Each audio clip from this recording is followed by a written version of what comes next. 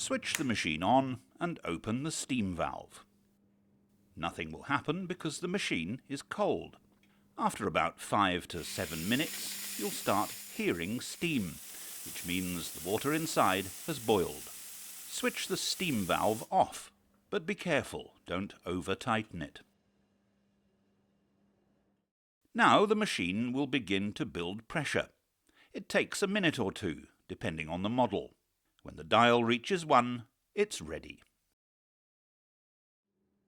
You put the filter in like this. Make sure the 2 lugs on the filter are lined up with the 2 gaps on the group. Put it in from the left and turn it firmly to the right. It should look like this. Now you need to run some hot water through the group to warm everything up.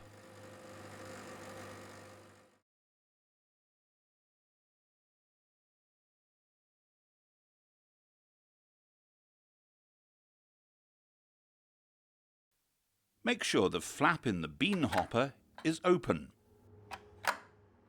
Then add your beans. If the grinder isn't already set, push this button down.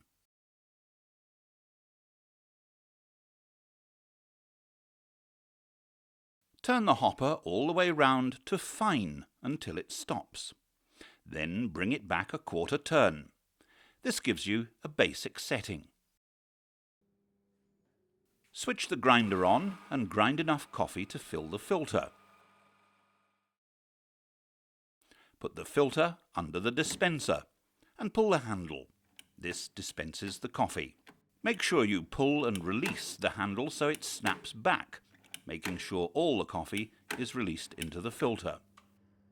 This is the right amount of coffee. It should form a little mound. Then you tamp it down. Wipe off the excess coffee. The coffee should come up to a raised line just a few millimeters below the rim. Put the filter in the group. Run a test pour. If the coffee comes out too fast and looks weak, the grind is too coarse. Slightly adjust your grinder, turning it towards fine. Grind for about 5 seconds. This will get rid of the coffee on the old setting. Throw this grind away. Then grind fresh coffee for the next test pour. If hardly any water is coming out, the grind is too fine. This time turn your grinder towards coarse. Grind for about 5 seconds again to get rid of the coffee on the old setting. Do another test. It should look like this. A good espresso should take between 20 and 25 seconds. If you can see an indentation on the used coffee from the screw on the shower plate, and when you knock it out it comes out solid, then you've used the right amount of coffee in the filter. If not, you need to use more coffee next time. The dispenser has separate compartments.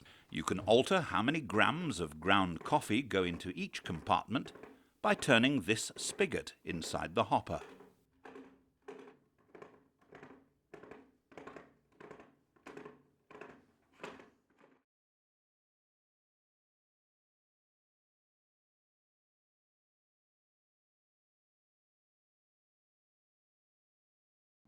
Pour the milk into a jug, about 1/3 full. Give the steamer 2 short blasts. This clears condensation from the nozzle before you start frothing. Make sure the nozzle is just below the surface of the milk and just off center. Tilt the jug. This creates a vortex, folding the milk in a figure of 8 in the jug. You need to listen out for a kind of slurping noise, like this. If you hear it, you're doing it right, because you're texturizing the milk. More slurps mean more froth. As the volume of milk grows, lower the nozzle into the body of the milk. You don't want to hear any more slurping. This is the noise you want to hear. Bring the milk up to temperature.